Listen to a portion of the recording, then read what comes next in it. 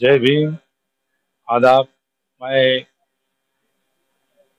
ईशान्य मुंबई का उम्मीदवार सदैव बाला साहब अम्बेडकर ने मुझे टिकट दी है और मैं जितना भी विकास के लिए और बाकी जो भी साहब की जो तमन्ना है उसको पूरा करने के लिए मैं ज़्यादा से ज़्यादा मेहनत करूँगा। कोशिश करूँगा कि हमको दूसरे से कोई लेन देन नहीं है। हमारी पार्टी जो भी मुसलमानों के लिए, वंचितों के लिए जो साथ दिए, तो इसीलिए हम ज़्यादा से ज़्यादा लोगों के बीच में जाके वोट की अपील करेंगे, क्योंकि हमारे साथ तमाम मुसलमान भाइयों से मेरी गुजारिश है कि महाराष्ट्र के अंदर बाला साहब ने मुसलमानों को टिकट दी है और उनके हाथ को मजबूत करने के लिए मैंने ज़्यादा से ज़्यादा अपील करूँ।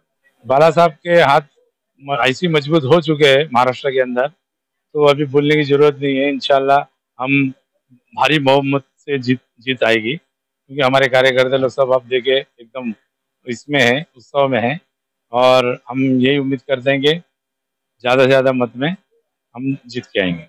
मिलते हैं एक छोटे से ब्रेक के बाद, जल्द ही हाजिर होंगे। MFA Films International present Bhim Ratna Award 2024 coming soon. The biggest award show. Registration open now. Inviting nomination form. Social worker, NGO, individual, education, hospitality management, health care, sports, fashion and lifestyle, film industry, news and media. Apply for award today. Call now. Break के बाद फिर एक बार आपका स्वागत है। Agenda काय आहे? Agenda तर हेच आहे, शिक्षण आहे, रोजंदारी है, डेवलपमेंट है, इस एजेंडा है। तो वो भी हम साहब से बात करेंगे, क्योंकि बॉम्बे के अंदर क्योंकि किसी की अभी तक तो कोई पार्टियों की ताकत नहीं हो रही। जो पार्टी जा रही सिर्फ पैसा लेके सेटलमेंट कर रही। हम इंशाल्लाह सत्ते में आएंगे तो हम साहब से बोल के डंपिंग ग्राउंड जो मुलुंड वाला है, गवंडी वाला है, वो हम बोलेंगे कि भाई आउट ऑफ मुंबई उसको शिफ्टिंग करो। कसं आहे की मागच्या वेळेस ज्यावेळेस इलेक्शन झालं त्यावेळेस वंचित बहुजन आघाडीची नुकताच स्थापना झाली होती।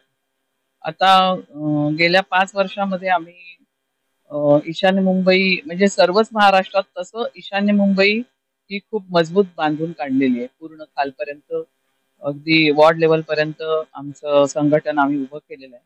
त्यामुळे जे मागच्या वेळेस मत मिळालं ते निव्वळ एक आम्ही जो विचार घेऊन आलो होतो त्याला मिळालेलं होतं।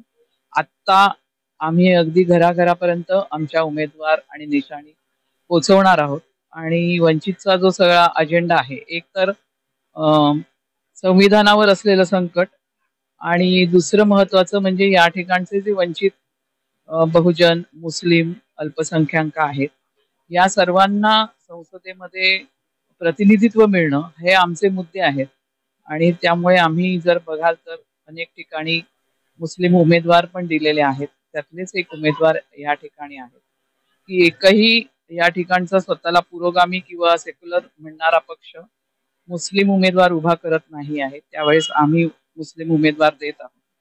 तर खऱ्या अर्थाने या ठिकाणी जर का प्रतिनिधित्व निर्माण करायचं असेल तर कशा प्रकारे विविध जाती समूहांना सोबत घेतलं पाहिजे याचं एक उदाहरण महाराष्ट्राच्या राजकारणामध्ये आम्ही उभं केलेलं आहे। सर्वच विषय आहे, म्हणजे एक नंबरचं शहर मानलं जातं, आर्थिक राजधानी मानली जाते, श्रीमंत महानगरपालिका मानली जाते, पण तुम्ही या सगळ्या डोंगर वस्त्यांमध्ये जाऊन बघाल तर रस्ते चांगले नाही आहेत, ड्रेनेज चांगलं नाही आहे। जर एखादी अडलेली गरोदर महिला असेल किंवा एखादा म्हातारा रुग्ण असेल तर त्याला वरून खाली आणायचं, हॉस्पिटल पर्यंत पोहोचवायचं, कसं पोचवत असतील लोक असा प्रश्न पडतो।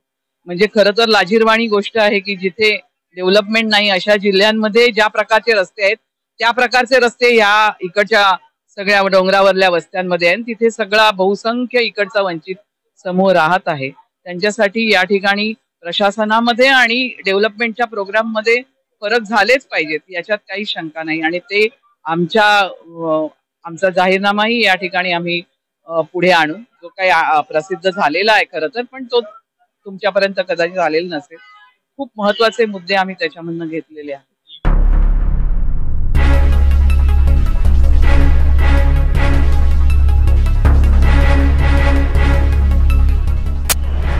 MFA फिल्म्स इंटरनेशनल प्रस्तुत करता है भीम रत्न अवार्ड 2024।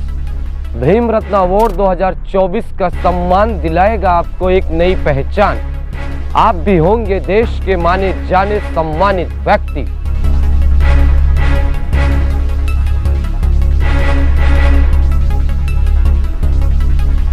जल्द होगा मुंबई में भीम रत्न अवार्ड 2024। जल्द ही कराएं अपना रजिस्ट्रेशन। आपके माध्यम से की गई सेवाओं की दे जानकारी। आप भी बने भीम रत्न अवार्ड 2024 के हकदार। अधिक जानकारी के लिए दिए गए स्क्रीन पे ईमेल आईडी व नंबर पे संपर्क करें।